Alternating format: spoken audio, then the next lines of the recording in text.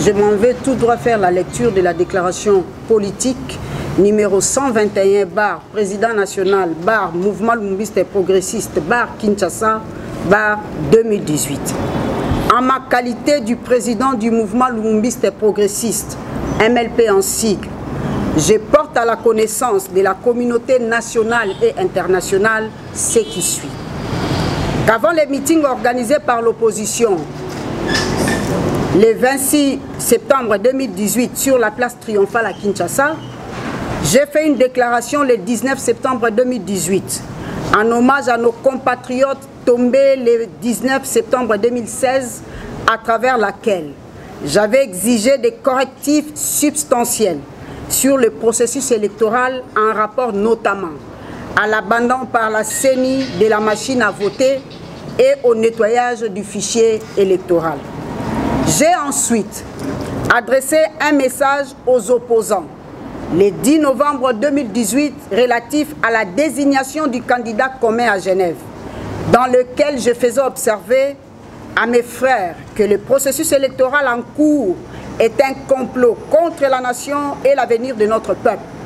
en ce qu'il conduira inéluctablement au chaos et à la consolidation de la dictature. Bien que l'exécutif élargi au cadre et candidat député du MLP et au cours de sa réunion du 10 octobre 2018, levé l'option du désengagement du parti du processus électoral, j'ai dû geler l'exécution de cette grave décision avec l'intention que la CENI y apportera des correctifs nécessaires. Car vous êtes sans ignorer que le processus électoral tel qu'organisé par la CENI n'est ni crédible ni sincère, encore moins légal. L'objectif poursuivi est de donner la victoire au Front commun pour le Congo FCC en sigle, à l'effet de procéder à la modification de la Constitution en son article 220 qui donnera naissance à la 4e République en vue de permettre à M. Joseph Kabila Kabange de revenir au pouvoir par le suffrage universel indirect et y rester ad internam. La contestation qui découlera des élections mal organisées accouchera inévitablement d'une situation chaotique,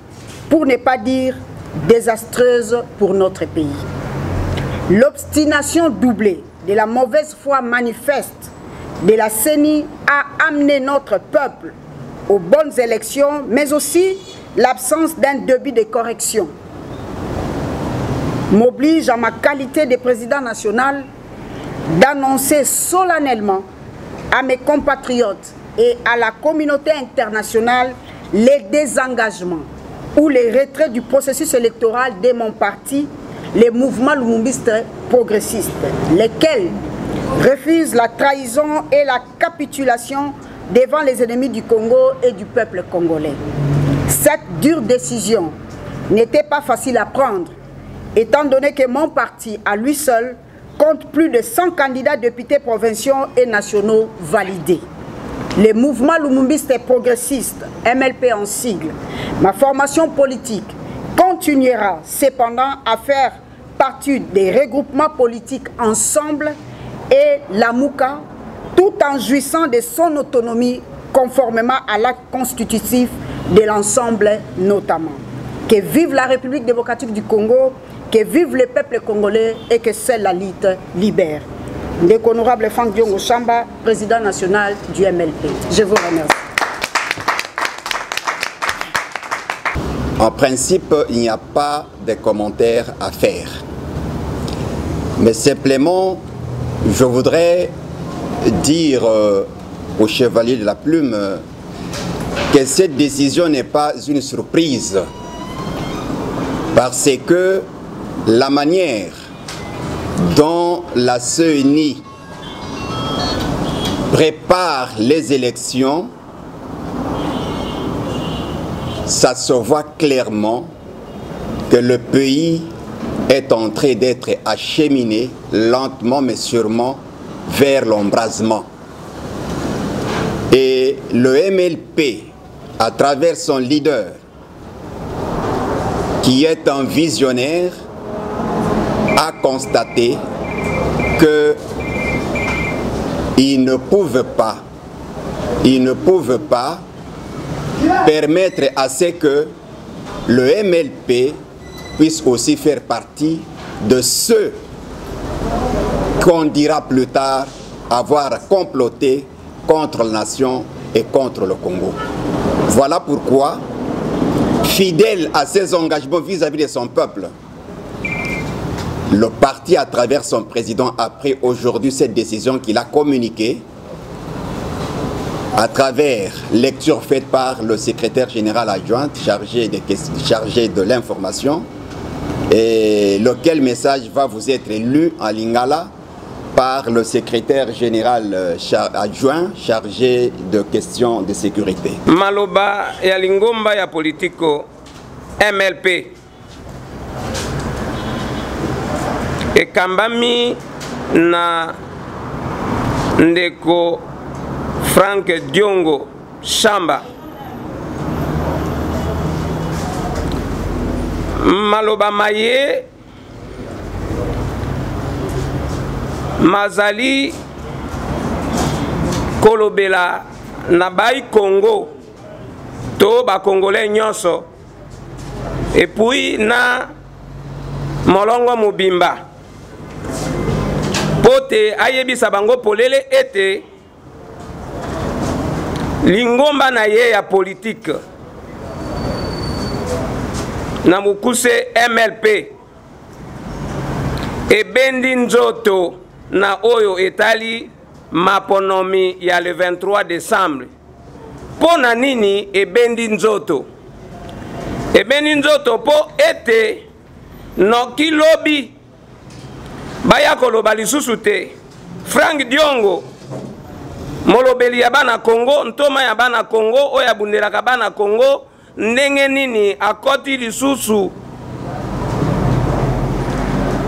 na complot po ete kosala bana Congo mabe na yango bakonzi na ye to bakambi na ye na lingomba ya politique oyo babiangi yango exécutif national basalaka déjà réunion baelevaka déjà bazwaka déjà mikano ete tolongwa toto pe na nzoto na processus oyo na maponi oyo parce que maponomi oyo ezokende na ndenge ya mabe ezokende pona koboma mboka kobomisa bana Congo et puis kosala ete Kabila aumela na bokonzi seko kasi mona mboka lokola moto ya mayele alingaki nano kolobate alobi totala nano et puis ye moko abetaki lokole abetaki mbela ete na bai politique ba opposition ete bafungola miso modongolo miso azali konguluma malembe na ndenge ete asala mboka mabe kasi akanisa kite na mbela wana seni akokaki kozonga sima mwa muke pote atosa mibeko asala maponomi oyo kobenda kimia na mboka asala maponomi oyo lolenge mibeko ebiangaki yango kasi seni ate matoi mambongi kolandisa manama mibeko ezala kouta na eta monyini pote basala ba élection ya mabe pote oyo komema ba Congolais na kati ya libulu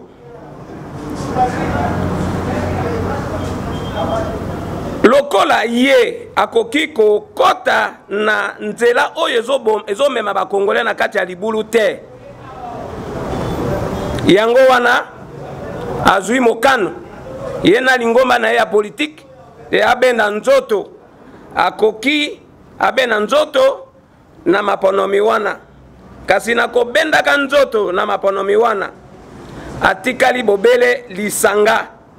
elongo na bandeko ya ensemble atikali obele lisanga atikali obele elongo na bandeko ya lamuka ndenge ndeko professeur Loata auti koloba bomona kite lobby na aéroport ya Nzili pe awa ba MLP bazalaki ebele mobilisé bakendaki koyamba ndeko Frank Diongo ndeko Fayulu candidat oya biso na ba élection kasi na kati alisanga parti na parti ezali na oyo babianga kayango autonomie na katikati ya autonomie wana nde tokangi nano maboko parce que tozali na elikia ete maponomi oyo ezo memandeko Kabila na lingomba na ye babongola buku ya mibeko likondi oyo babiangi constitution po ete ye a se représenter lisusu azwa ba mandat mususu pe aye atikala libela ye akoki kozala complice ya makambo ya bongo te yango wana akoki azali na pisoli awa azali koloba maloba maye na télévision po ete ba congolais mingi batiaka motema epai na ye batiaka na elikia epai na ye kasi akoki ko trahir bango ata mokolo moko te soki te amonaki ke maponomi ezali malamu kezokende mpona bolamu ya bakongole alingaki atinda na bana na ye moko bazala na kati ya processus atako azali na boloko lokola ezokende mpona babengi yango na lopoto ya koperpetue pouvoir ya Kabila mpona kobongola mobeko likonzi mpona kobenda komema mboka na nzela ya mabe ya koboma bakongole bongo na bongo na cheni oyo aza nango na kati ya poche akoki kondima makambo wana mpona bongo te noki lobi bakongole baya kotuna ye